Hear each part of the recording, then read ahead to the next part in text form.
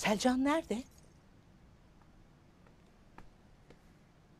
Uyuyor ana. Kendini iyi hissetmiyormuş. Bu gece gelmeyeceğim dedi.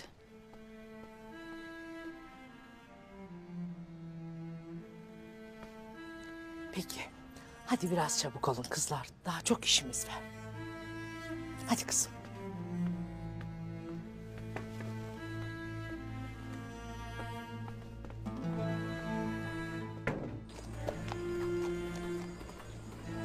Ertuğrul'un Sultan Alaaddin'in gözünde çok büyük bir itibarı olduğu belli.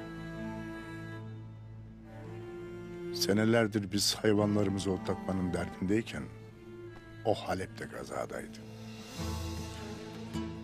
Moğol'la savaşta hep önde oldu. Başka ne olacaktı ki? Lakin ola ki Ertuğrul itibarını yitirmezse senelerdir kurmak istediğin beylik hayal olacak. Sultan Alaaddin'den almayı beklediğin uç beyliğine Ertuğrul konacak.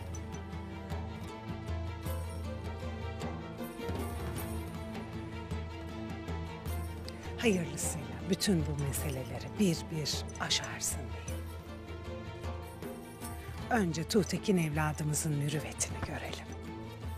Her şey bambaşka olacak. Bu gece büyük gece.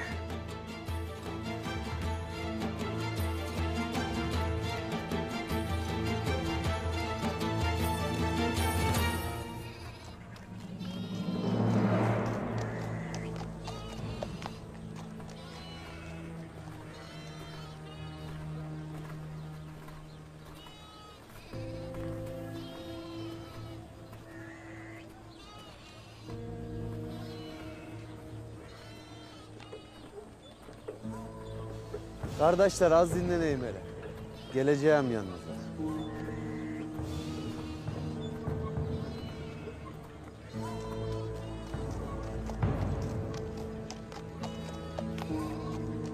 Kimdi o komutan?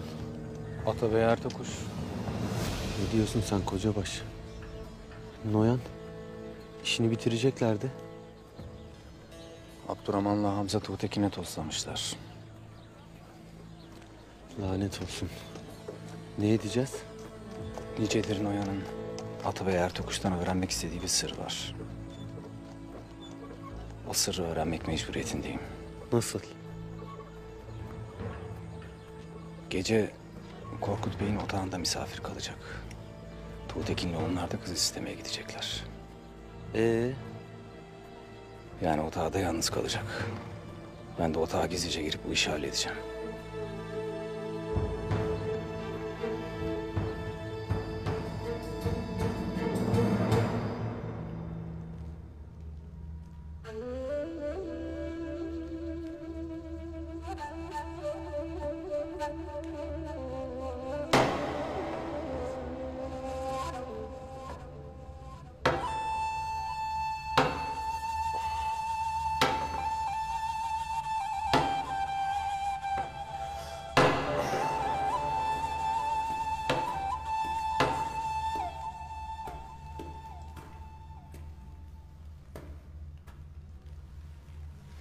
Hayırdır Doğan?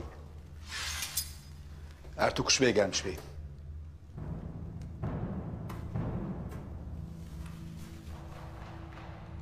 Abdurrahman'la Hamza onu almak için kervansarayı basmışlar. Şimdi obada. Güzel. Demek ki Abdurrahman Noyan'ı ikna etti. Yılanın yuvasına güvercin soktuk kardeş.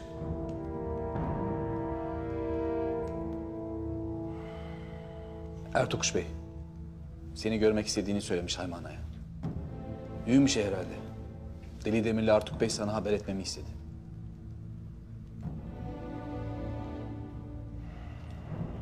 Onunla konuştuğumu kimse görmemeli.